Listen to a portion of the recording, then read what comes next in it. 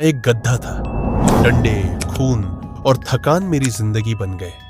जो आखिरी रात हुई वो तुम्हें रुला देगी। जब बहुत सारा लोहा रेहड़ी पर रख दिया गया तो उन्होंने सलीम से कहा, अब इस लोहा को दूसरी फैक्ट्री में ले जाओ और वहां उतार दो।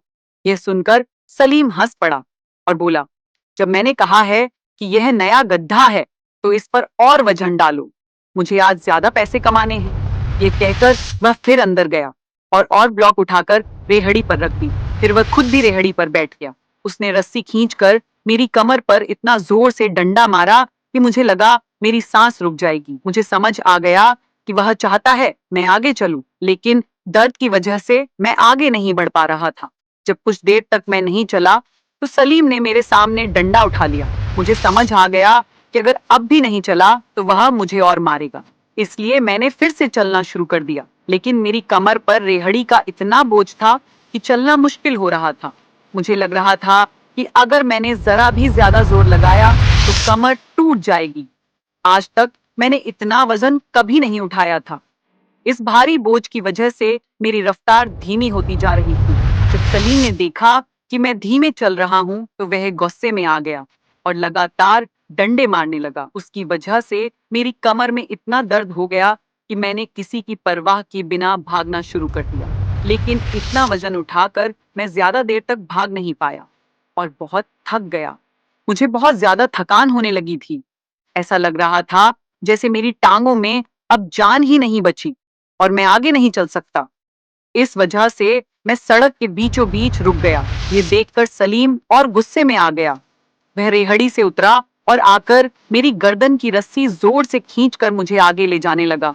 मेरे अंदर बिल्कुल भी ताकत नहीं बची थी, लेकिन किसी तरह मैं उस जगह तक पहुंच गया जहां हमें वह लोहा उतारना था। वहां पहुंचकर मेरी रेहड़ी से सारा लोहा उतार दिया गया और सलीम मुझे लेकर फिर उसी फैक्ट्री की तरफ चल पड़ा जहां से लोहा लादा गया था।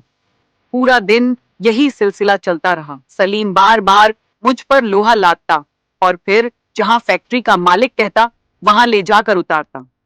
अगर मैं रास्ते में थक जाता तो वह मुझे मारना शुरू कर देता। उस दिन सलीम ने मुझे इतना मारा कि मेरे जिस्म से खून तक निकल आया। मेरी आंखों में आंसुओं का एक समंदर भर गया। मैं यही सोचता रहा कि मुझे तो मेरे रब ने पैदा किया है, जो बड़ा रहम करने वाला है, और उसी रब ने सलीम को मेरा मालिक नहीं बल्कि मेरा देखभाल करने वाला बनाया था। लेकिन अफसोस, उस देखभाल करने वाले में रहम की कोई भी सिर्फ गुण नहीं थी। सलीम रात तक मुझसे लोडिंग अनलोडिंग करवाता रहा और जब बहुत रात हो गई तो वह मुझे लेकर अपने घर लौट गया। मेरा जिस्म टूट चुका था। मुझे ऐसा लग रहा था जैसे मैं अभी मर जाऊंगा। मुझे अपनी पुरानी जिंदगी बहुत याद आने लगी। मैं यही सोच रहा था कि काश मैं और मेरा भाई फिर से साथ रहने लगे। लेकिन अब वे दिन मुझे एक हसीन ख्वाब की तरह लगने लगे थे।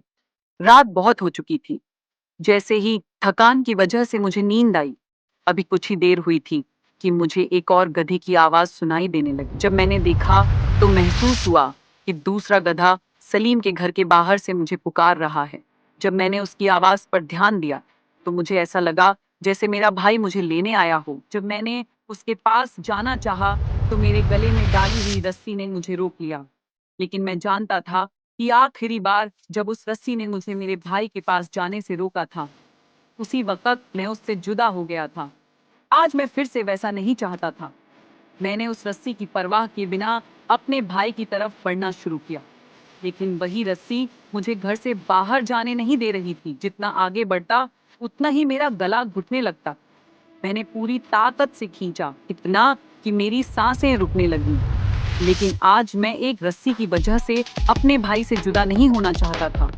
मैं गले से उस रस्सी को खींचता रहा, यहाँ तक कि उसी रस्सी ने मेरी सांसें पूरी तरह रोक दी और मैं मर गया।